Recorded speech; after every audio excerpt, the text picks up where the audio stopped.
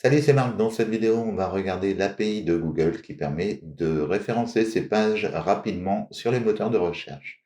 Donc, on va voir que c'est une API qui est généralement utilisée par les développeurs et qui permet, en fait, quand vous avez beaucoup de pages qui changent ou de contenu dynamique, d'indexer rapidement les pages sur les moteurs de recherche tels que Google.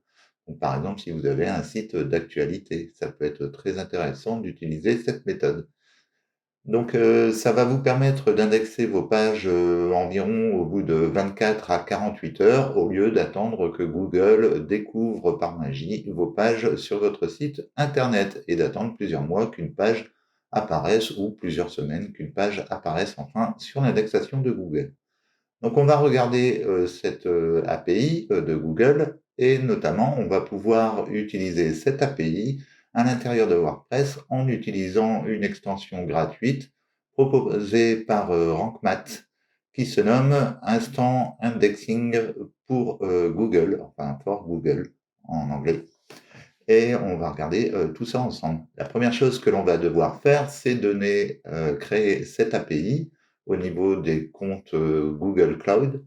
On va ensuite donner les autorisations, créer une clé d'accès et ensuite on ira sur, WordPress afin d'installer l'extension et d'intégrer l'indexation rapide des pages sur WordPress.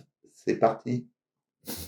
Pour pouvoir indexer 200 URL par jour, on va utiliser l'API de Google et pour ça, on va devoir déjà créer un compte au niveau de l'API de Google. Donc, pour créer notre compte au niveau de l'API de Google, on va se rendre sur Google Developer Console.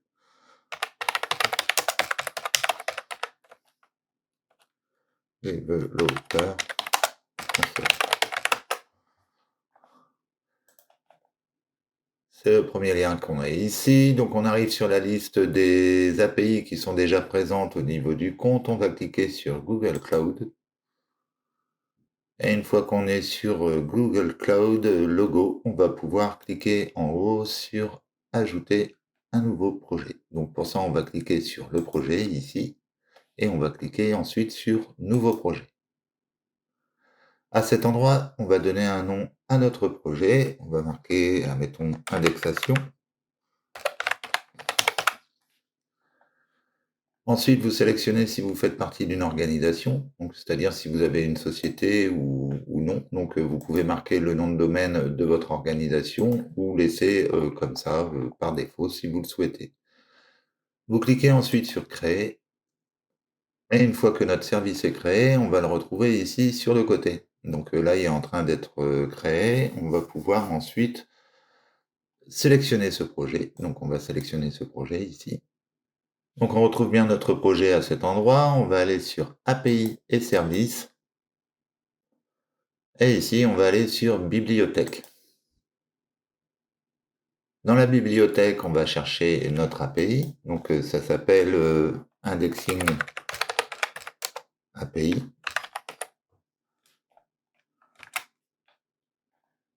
C'est la première option que l'on a ici, on va sélectionner l'option. On va activer l'API. On retrouve donc notre API qui est indiquée ici et son état qui est indiqué ici. On va pouvoir aller maintenant sur Identifiant et créer des identifiants. Pour ça, on va aller sur Compte de service, ici. On va donner le nom de notre service, donc c'était indexation. Et on va copier le lien qui est ici. Donc on va copier ici, et ce que vous faites, vous allez ouvrir un fichier, un bloc-notes pour pouvoir copier l'adresse. Ça vous permettra de la retenir. Donc ici, je vais aller dans mes documents, admettons. Donc on va ici l'indiquer, ça sera l'adresse mail qui va nous permettre d'accéder à notre API. On va cliquer sur créer et continuer. Ici, on va sélectionner le rôle, donc on va prendre le rôle actuellement utilisé et on va sélectionner propriétaire. Il faut absolument que vous soyez en tant que propriétaire pour pouvoir indexer vos pages, sinon ça ne fonctionnera pas. On va appuyer ici sur continuer et on va cliquer sur OK. On va retrouver notre compte qui est ici, le compte qu'on vient de créer. On va pouvoir cliquer dessus et ici, on va cliquer sur clé. On va pouvoir ajouter une clé et créer une clé. Ici, il nous propose deux formats d'exportation pour notre fichier qui va nous donner les autorisations d'accéder à notre console. Donc, je vous conseille de sélectionner JSON et de cliquer ici sur créer. On a un fichier qui est téléchargé, donc ce fichier va nous servir quand on va installer notre extension WordPress pour pouvoir indiquer à WordPress les identifiants de notre compte. Donc ici, nous avons terminé. Ce que je vais faire, je vais fermer à cet endroit. On va aller sélectionner le fichier JSON.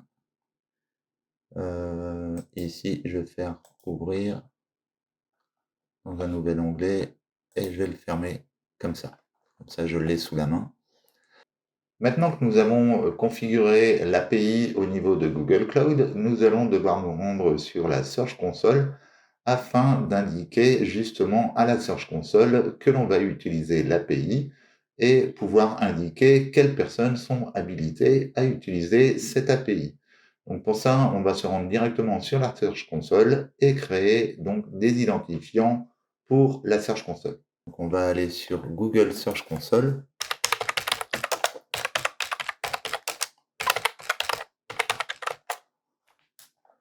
Vous vous connectez, on commence.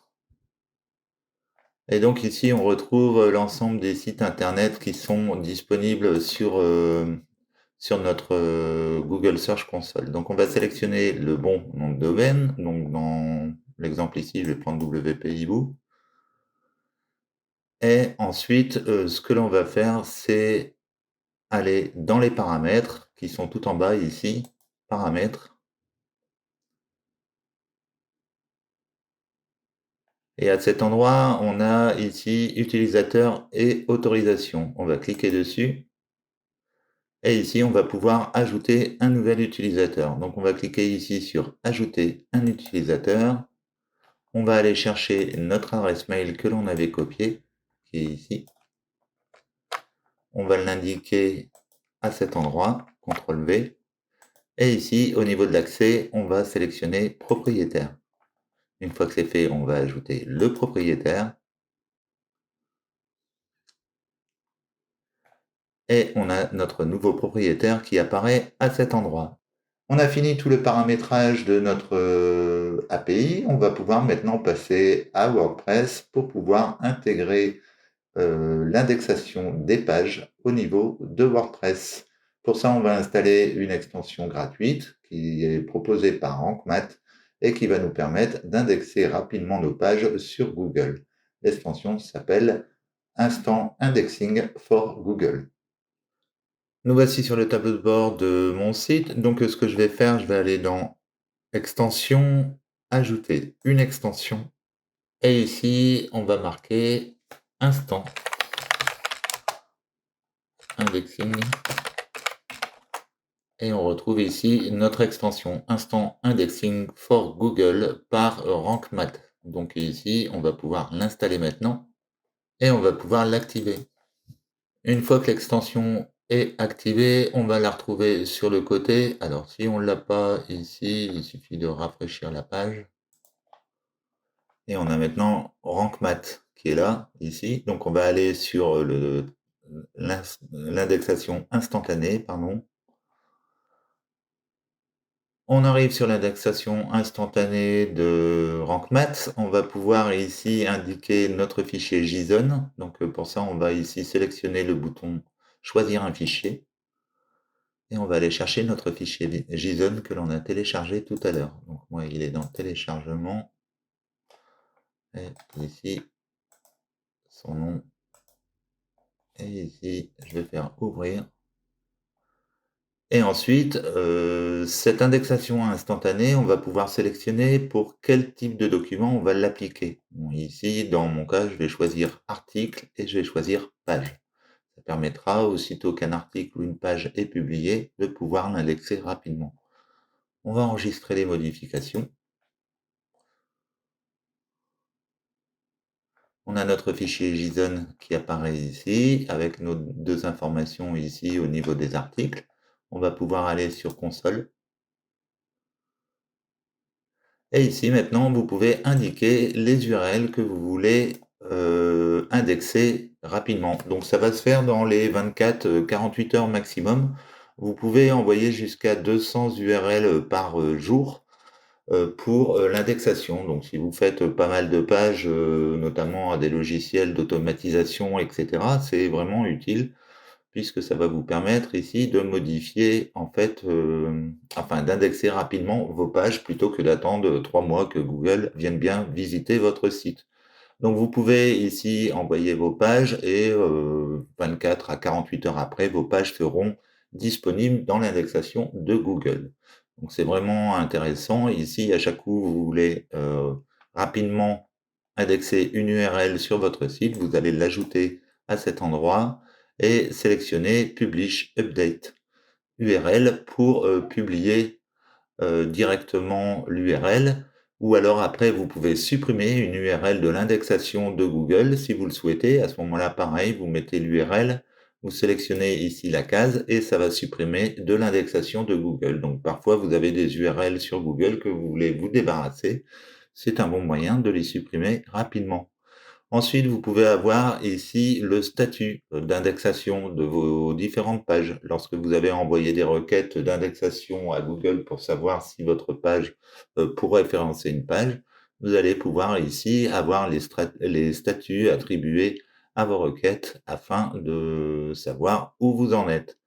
Si, admettons, je veux envoyer ma page d'accueil, ici, je vais juste à cliquer sur Envoyer à l'API. On a ici le quota qui va changer, puisque ici j'aurais envoyé une URL. Donc ici, vous avez une information qui vous permet de savoir votre quota journalier que vous allez utiliser l'API. On a maintenant ici l'URL qui a été envoyée à Google et on peut afficher le résultat, enfin la requête qui a été fournie à Google pour l'exportation de notre page et l'indexation sur les moteurs de recherche de notre page.